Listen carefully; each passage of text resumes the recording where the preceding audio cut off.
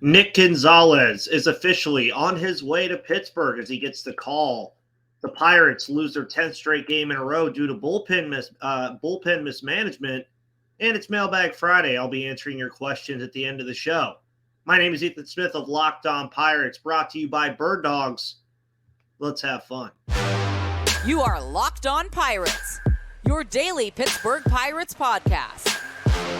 Part of the Locked On Podcast Network, your team every day.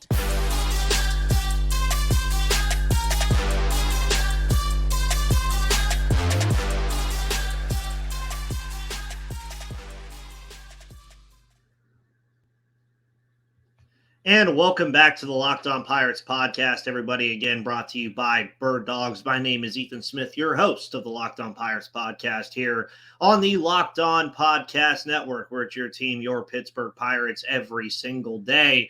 And you already heard, it was broken by Jim Rosati. Jason Mackey confirmed it. Nick Gonzales gets the call to come up to the Pittsburgh Pirates. Of course, the number 5 ranked prospect in the Pittsburgh Pirates system per MLB pipeline. The second top 5 prospect in the system to be brought up in the past week. We remember Henry Davis was called up on Sunday. So, what does this mean for Nick Gonzales, and what does this mean for the Pittsburgh Pirates? Well, MLB Pipeline is one of my trusted sources when it comes to prospects because they kind of give you both sides of things. They don't pick and choose on, oh, we're just going to be super positive about this guy and super negative about this guy. So the positives from MLB Pipeline, obviously, things that we know about Nick Gonzales. He has a fast bat speed, works hard to improve defensively, something that he's talked about to a lot of reporters last year and this year. And he works hard to, tap into that raw power that he has even with his small frame. Now, of course, the negatives are also things that if you've paid attention to Nick Gonzales at all, you would definitely know, is that he had the finger injury in 2021 that sidelined him. He had the 2022 heel injury last year that also kind of sidelined him. Then that's cost him some development time. On top of that, when he came out and was drafted, he was considered the best pure hitter in the 2020 draft. Right now, he has a career 28% strikeout rate. It's a little concerning. Just a little bit. But 257, 370, 450, 820 slash line, and 218 at-bats at AAA Indy this year. He's a career 277 guy. He has 25 extra base hits this year already, which I really like to see from Nick Gonzales, which is just 5 short of his total from last year, actually. He had 30 last year, so he's almost matched his total, albeit he's been healthy for a good portion of this year outside of going on the 10-day IL in April. And his best season, of course, came in Greensboro, his first full year in 2021. Batted 302, 385, 565, 950. But most recently, he's been playing pretty well in the month of June. He has a 444 on-base percentage in his last 10 games. Something the Pirates need right now is getting guys on base and then being able to score them with this offense the way it's playing right now. Another interesting thing about Nick Gonzales is for most of his time being drafted and most of his time that we've seen him in the minors, he's been a second baseman. But he's also played some shortstop. He's played some third base as well. So he can play all over the infield. He can also play up the outfield, too. He grew up playing the outfield. So really, I think it's just a case of a lot like Henry Davis. They just want to get his bat in the lineup and shake some things up here. because it is getting very bad. I mean, yesterday they were up 4-1. They only had 5 hits, though. And we'll get into the bullpen mismanagement in the second segment of today's show. But sometimes a shakeup is good. Now, did I expect Nick Gonzales to be the guy? No. Andy Rodriguez can also play second base. But I understand that they're probably still wanting to see some more out of him at AAA. I don't know what else you need to see.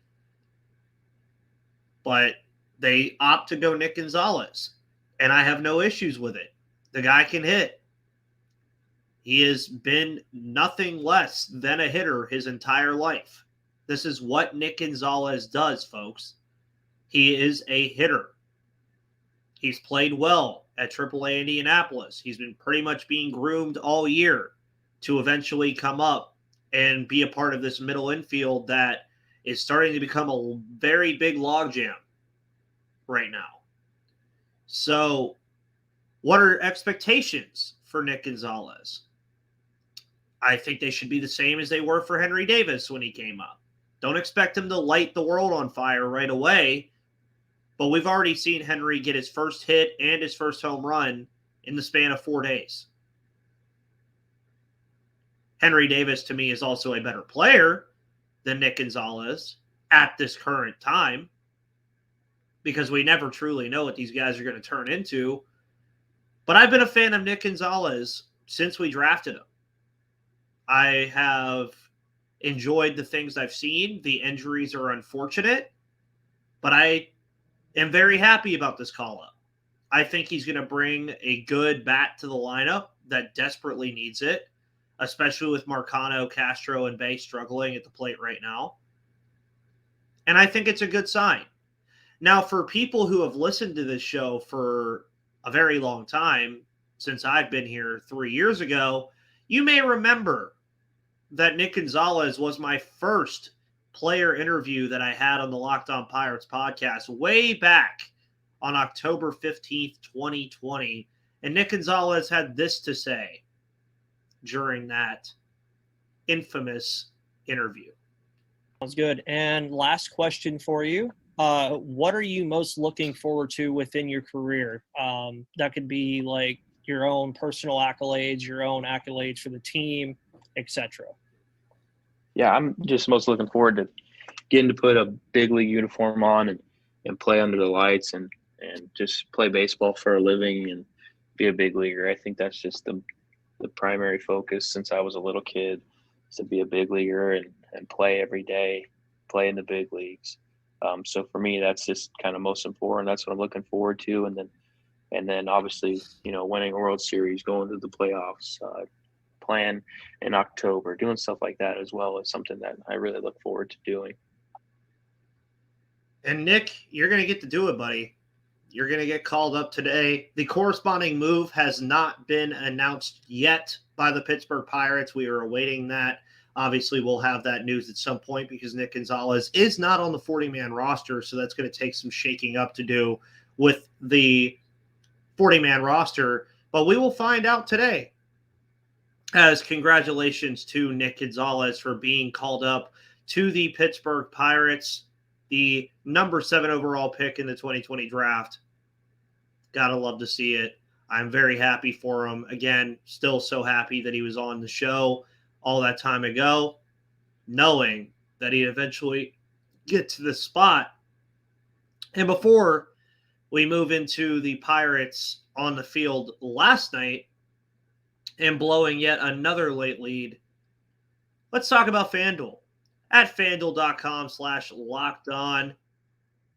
Baseball season is in full swing, and there's no better place to get in on the action than FanDuel, America's #1 sportsbook, because right now new customers get a no-sweat first bet up to $1,000. That's up to $1,000 back in bonus bets. If your first bet doesn't win, just go to FanDuel.com/lockedon to join today.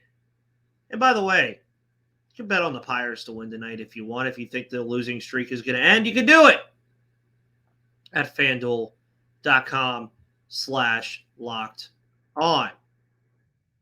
By the way, our current partnership, of course, make sure you go to SiriusXM because the hometown broadcast, of course, will be there at SiriusXM. You can hear my wonderful voice for all of those on the radio with SiriusXM. Of course, on Monday, we'll have Gary Morgan on the show talking about whatever happens over the weekend, probably getting a little bit more into Henry Davis and Nick Gonzales, how the team is going to be moving forward, et cetera, et cetera.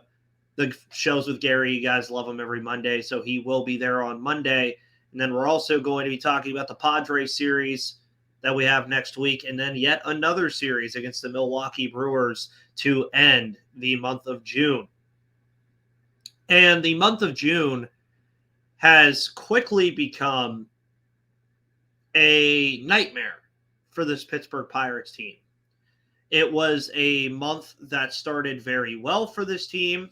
If you remember, it doesn't feel like we remember because it feels like it was ages ago. But the Pirates started this month on a 4-game winning streak and that was an extension to a 6-game winning streak after beating San Francisco to end the month of May.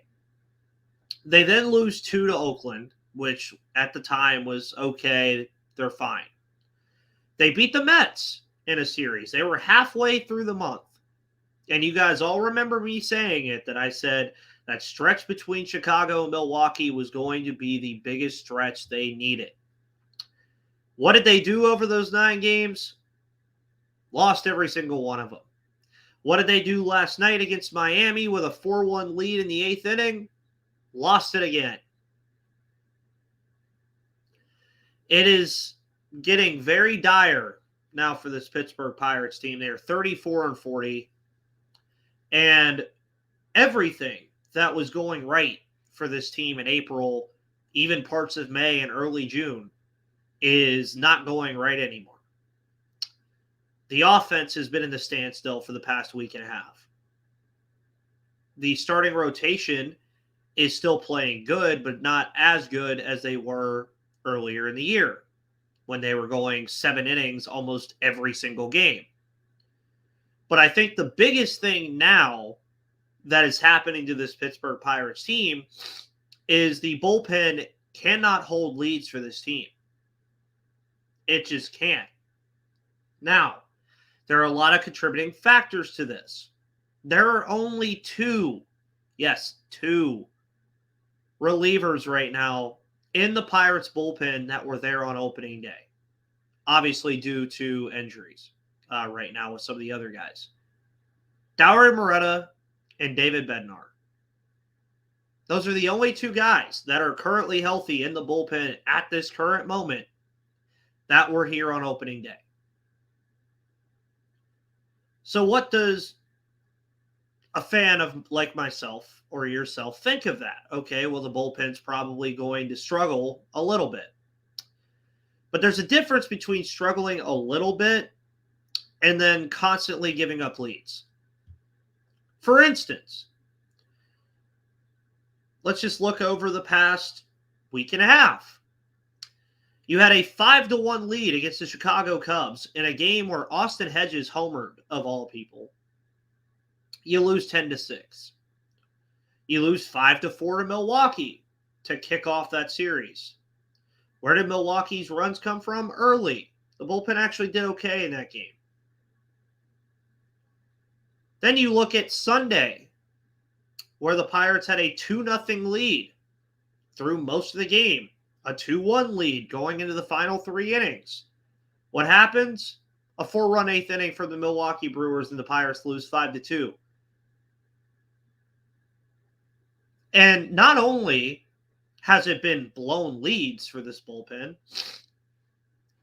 but they've just been outright taking the Pirates out of games sometimes. Look at the Cubs game the other night when they were trailing only by, I believe it was 1 or 2 runs. And then everything just blew up. And they lose.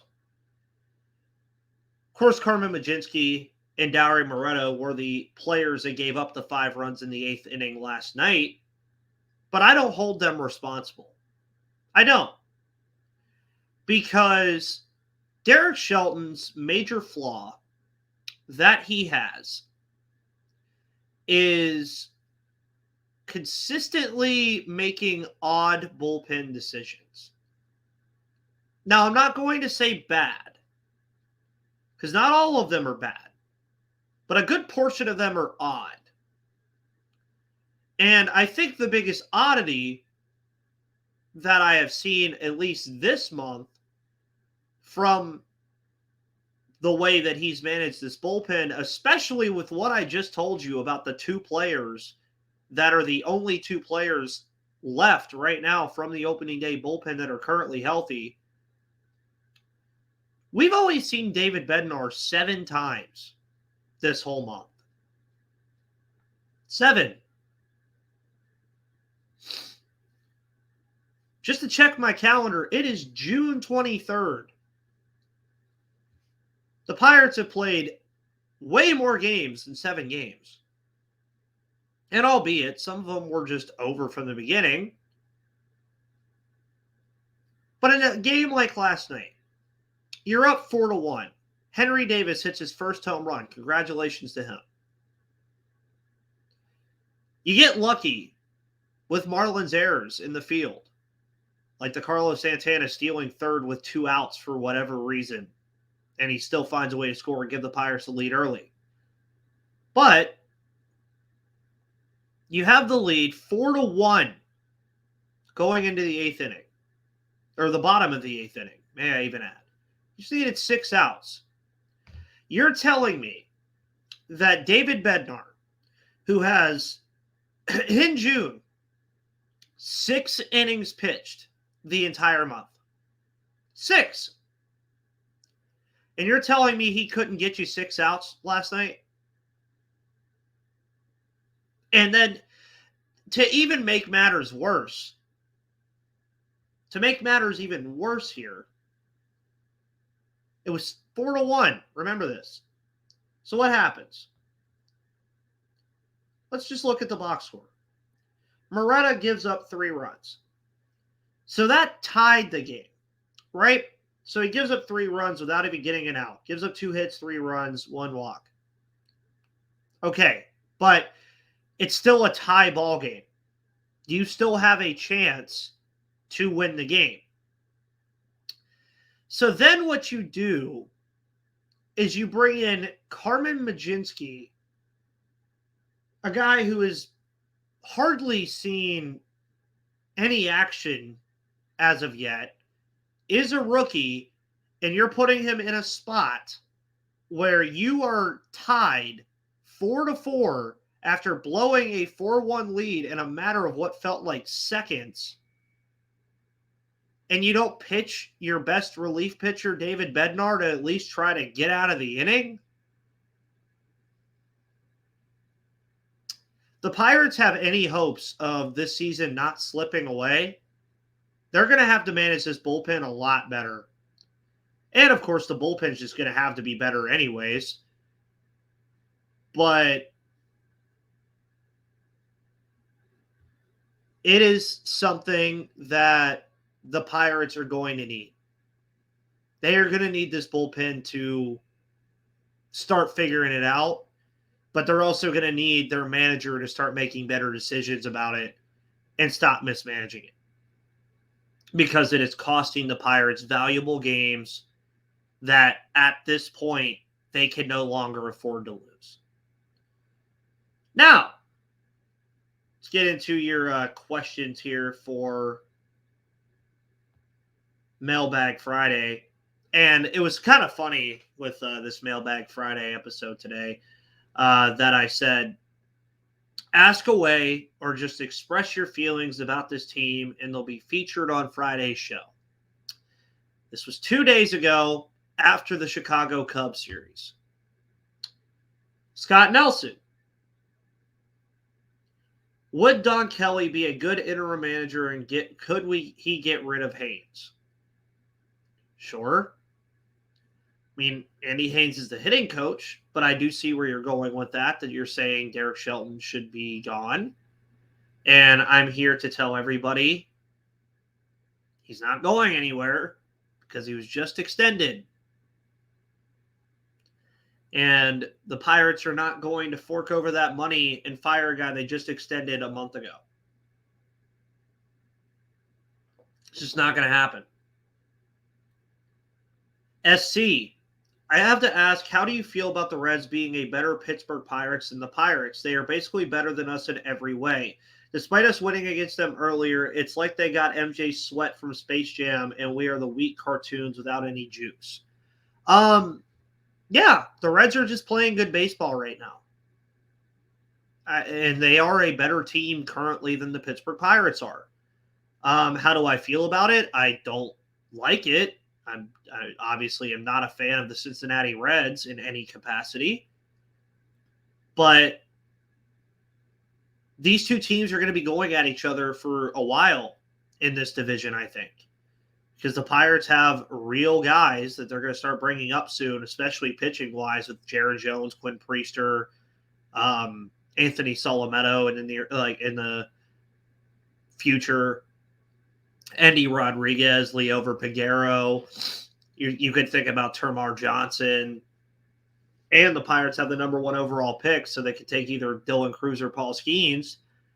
Meanwhile, Cincinnati has done a very good job at finding pieces. You have Matt McClain, Jonathan India, Tyler Stevenson, Ellie De La Cruz, Spencer Steer, Edwin Encarnacion Strand, Hunter Green, Nick Lodolo, Graham Ashcraft. They have some talent over there, folks.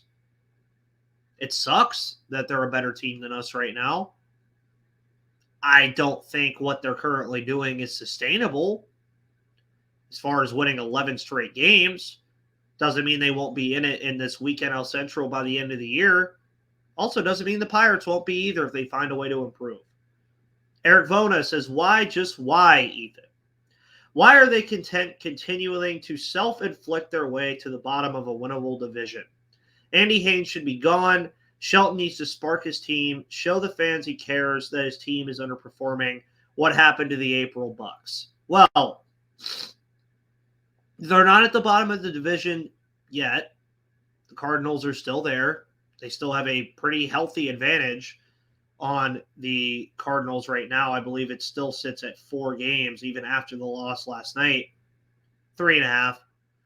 So it's not as healthy, but it's still an advantage. And Eric also continued,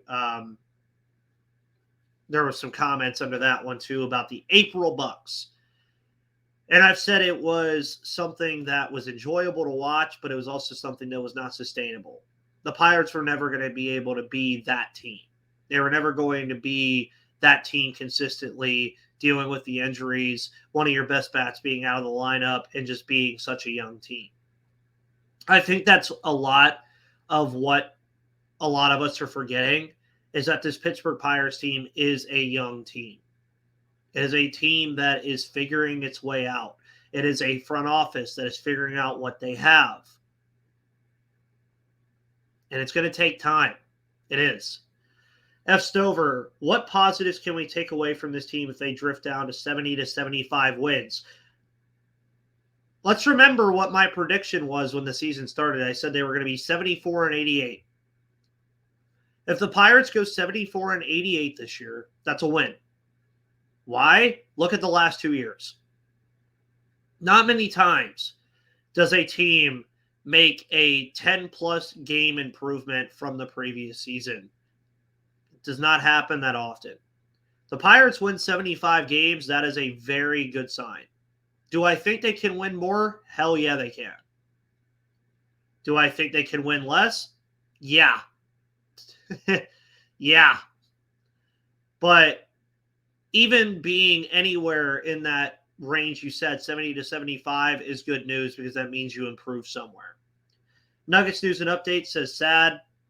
Pitt Panther says, I am sad. Ironically, Pitt Panther said, I know Endy is the popular choice to be the next call-up, but do you think Nick Gonzales could be it? Well, yeah.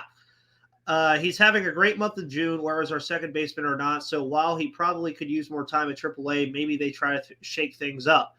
And I think that's what they're doing with this Nick Gonzales call-up, Pitt Panther. I think they're going to shake things up with this lineup and get some fire under them, get something going, because that's exactly what they need. WF Steve, who could be traded that could make the major league club better? There's a logjam in the middle infield. Someone has to go with the exception of Cruz. I've agreed with that as well, with that sentiment that they are going to have to do something with this middle infield, because then you're not even factoring in Termarr Johnson in a year or 2 or 3, however long it takes. Then you're not factoring in Liover Peguero, who's another guy there. There's a lot going on in this middle infield, and they're going to have to trade something, and I would like them to trade one of these middle infielders for a pitcher, be it a reliever, be it a starter, just somebody to help eat innings. That's what I would really like to see. And, yeah, that's a very good observation. And final question for today's show. Who would take Andy Haynes' place if the Pirates let him go during the season? I would assume one of the minor league guys would. I don't really care. I would be fine with anybody doing it, personally. I just think anybody is better than what Andy Haynes is. I have seen nothing from Andy Haynes ever that showed me anything that was fun. I just haven't. He's never shown me anything to improve this offense. But we'll see. Make sure you go check out my episode yesterday about Andy Haynes. You'll enjoy it. Guys, thank you so much for tuning in to this episode of Locked On Pirates here on Friday, June 23rd. My name is Ethan Smith. You can follow me on Twitter at MVP_Ethan or at Locked On Pirates for all of your news, updates, analysis, and opinions of the Pittsburgh Pirates. Thank you so much for tuning in. Have a wonderful Friday and a wonderful weekend. I will see you on Monday, but most importantly, see you on the flip side.